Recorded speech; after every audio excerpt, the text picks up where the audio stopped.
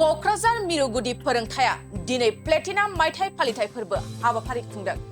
क'क्राझार सहराव थानाय क'क्राझार मिरुगुदि फोरोंथाय बेसिक ट्रेनिं सेन्टार क'क्राझारा 1948 इं मायथाइयाव गायसनजादोंमोन।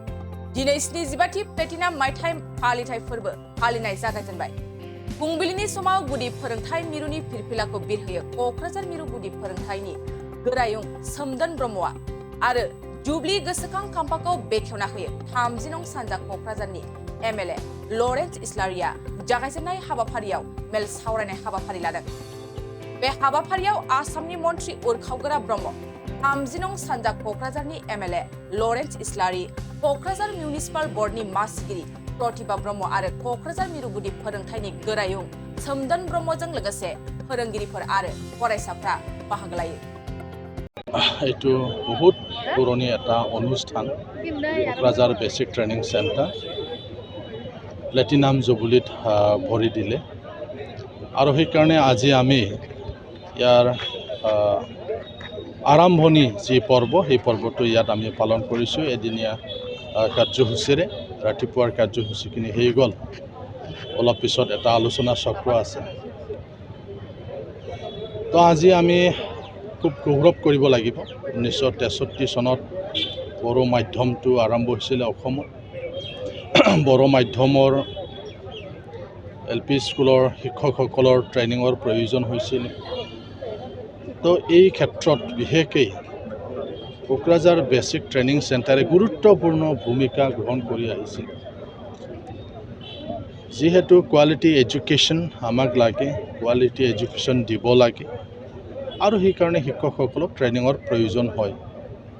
তো এই ক্ষেত্ৰত গোটেই অসমত বড়ো মাধ্যমৰ কাৰণে আগতে কোকৰাঝাৰ বেচিক ট্ৰেইনিং চেণ্টাৰটোহে আছিল, বেলেগ নাছিল।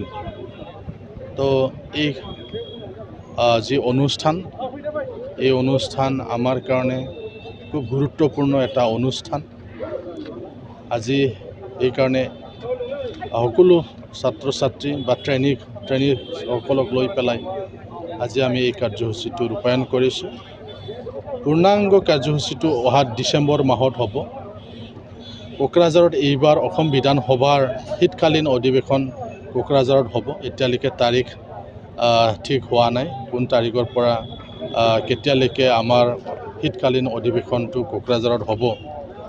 তো যিহেতু কোকৰাঝাৰত অধিৱেশন হ'ব, সেইকাৰণে এইবাৰ এই সুযোগটো আমি ল'ব বিচাৰিছোঁ বেচিক ট্ৰেইনিং চেণ্টাৰে, যে ডিচেম্বৰ মাহত শীতকালীন অধিৱেশনৰ লগত আমি মিলাই পেলাই আমাৰ এই যে পূৰ্ণাংগ যি অনুষ্ঠান, সেই অনুষ্ঠানটো এইবাৰ ল'বলৈ আমি ঠিক কৰিছোঁ।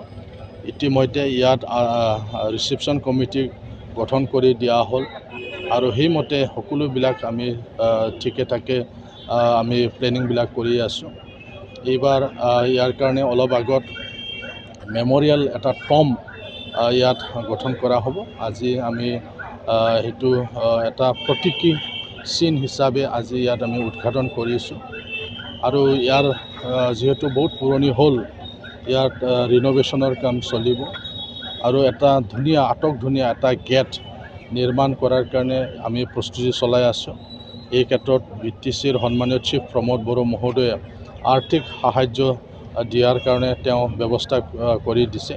তো এই অনুষ্ঠানটো যাতে আমি যিহেতু আমাৰ বড়ো যিটো মাধ্যম ইয়াত গুৰুত্বপূৰ্ণ ভূমিকা যিহেতু গঠন কৰিছে, সেইকাৰণে অনাগত যি আমি পূৰ্ণাংগ যি অনুষ্ঠান পাতিম, এইটো জাকজমকেৰে আমি পাতিম বুলি আমি সিদ্ধান্ত লৈছোঁ।